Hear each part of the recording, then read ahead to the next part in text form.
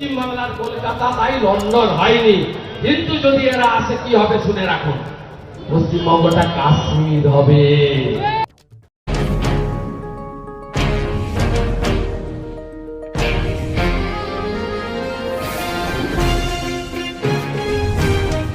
तृणमूल कांग्रेस इख्तियार में आई तो बंगाल कश्मीर बन जाएगा।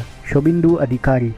बीजेपी ने ममता बनर्जी के करीबी रहे शुभेंदु अधिकारी को मशरकी मिदनापुर की नंदीग्राम सीट में मैदान में उतारा है, जहां से वज़ीर आला भी ताल ठोक रही हैं।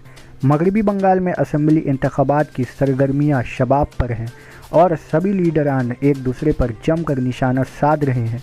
इस दरमियान बीजेपी लीडर और नंदीग्राम से उम्मीदवार शुभेंदु अधिकारी ने हफ्ता को तृणमूल कांग्रेस और वज़ीर आला ममता बनर्जी पर जमकर हमला बोला।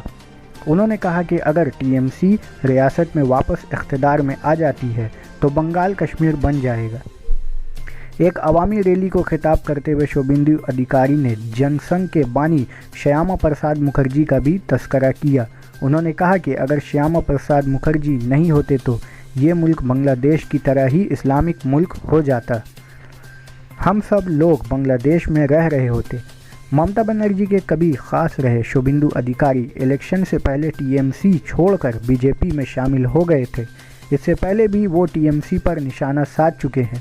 পশ্চিমবাংলার কলকাতা তাই লন্ডন হয়নি, কিন্তু যদি এরা আসে কি হবে শুনে রাখুন, পশ্চিমবঙ্গটা কাশ্মীর হবে। उमर अब्दुल्ला ने शुभेंदु अधिकारी पर साधा निशाना, कहा मगरबी बंगाल को कश्मीर बनने में क्या हर्ज। उमर अब्दुल्ला ने इतवार को एक ट्वीट में कहा, लेकिन बीजेपी वालों के मुताबिक तो दफ़ा 370 के तनसीख के बाद कश्मीर जन्नत बन गया है, तो मगरबी बंगाल को कश्मीर बनने में क्या हर्ज है।